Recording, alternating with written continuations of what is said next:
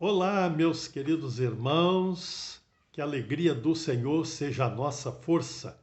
Amados, hoje, dia 8 de dezembro, o Senhor me concede a bênção de poder compartilhar a Sua palavra para o nosso crescimento espiritual. Convido os meus queridos irmãos e irmãs para a leitura do texto sagrado, conforme está escrito na primeira carta aos Tessalonicenses, capítulo 5, versículo de número 9. Porque Deus não nos destinou para a ira, mas para alcançar a salvação, mediante nosso Senhor Jesus Cristo.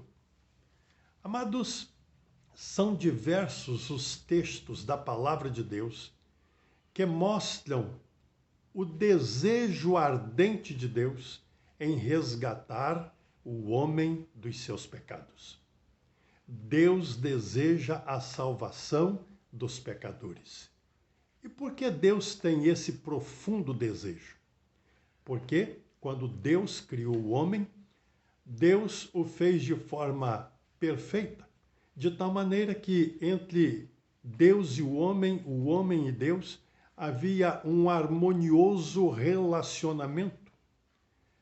E esse relacionamento então foi quebrado, rompido, porque o homem desobedeceu a Deus, pecando contra Deus, e por isso diz a Bíblia, conforme Gênesis, capítulo 3, versos 23 e 24, que Deus lançou o homem fora do jardim do Éden. Deus expulsou o homem da sua presença, porque Deus é santo e não convive com o pecado. Desde então, o homem se tornou pecador e passou a viver afastado de Deus. O profeta Isaías, no capítulo 59 do seu livro, no verso 2, dirigindo-se ao povo de Judá, diz-nos a palavra de Deus, através do profeta: eis que os vossos pecados fazem separação entre vós e o vosso Deus. O pecado, portanto, separou o homem de Deus e o mantém afastado de Deus. E há muitos que permanecem no pecado e estão debaixo da ira de Deus, conforme está escrito no Evangelho de João, no capítulo 3, no versículo de número 36. Por isso, quem crê no Filho tem a vida eterna. O que, todavia, se mantém rebelde contra o Filho, não verá a vida, mas sobre ele permanece a ira de Deus. Deus não nos destinou para a ira. Por isso, Deus tem desejo em resgatar-nos do pecado. E isso é possível mediante a fé em Jesus. O apóstolo Paulo, ao escrever a sua carta aos Efésios, no capítulo 2, no versículo de número 8, ele diz: pela graça sois salvos mediante a fé.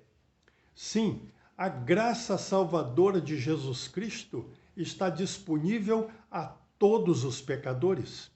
E todos podem exercitar a sua fé crendo em Jesus. Quem crê em Jesus tem a vida eterna, alcança a salvação. Esse é o meio, o único meio estabelecido por Deus para que o pecador seja salvo. Ele precisa crer em Jesus, aceitando-o como Salvador, Senhor e Mestre da sua vida. A salvação é uma dádiva de Deus para resgatar o homem dos seus pecados. Portanto, se você já foi resgatado do pecado pelo poder salvador de Jesus Cristo, glorifique o nome do Senhor. Se você ainda não experimentou a graça salvadora de Jesus Cristo, abra o seu coração, confesse o seu pecado, faça como diz João na sua primeira carta, no capítulo 1, versículo de número 9. Se confessarmos os nossos pecados, ele, Jesus, é fiel e justo para nos perdoar os pecados e nos purificar de toda injustiça. Que a palavra de Deus continue falando a cada coração. Oremos. Ó Deus, obrigado, porque o Senhor nos amou, enviou Jesus Cristo para ser o nosso Salvador. Nós que já cremos em Jesus como Salvador da nossa vida, louvamos o teu nome e desejamos que muitos outros venham crer em Jesus, alcancem em Jesus a salvação e tenham a vida eterna para juntos estarmos com o Senhor na glória celestial.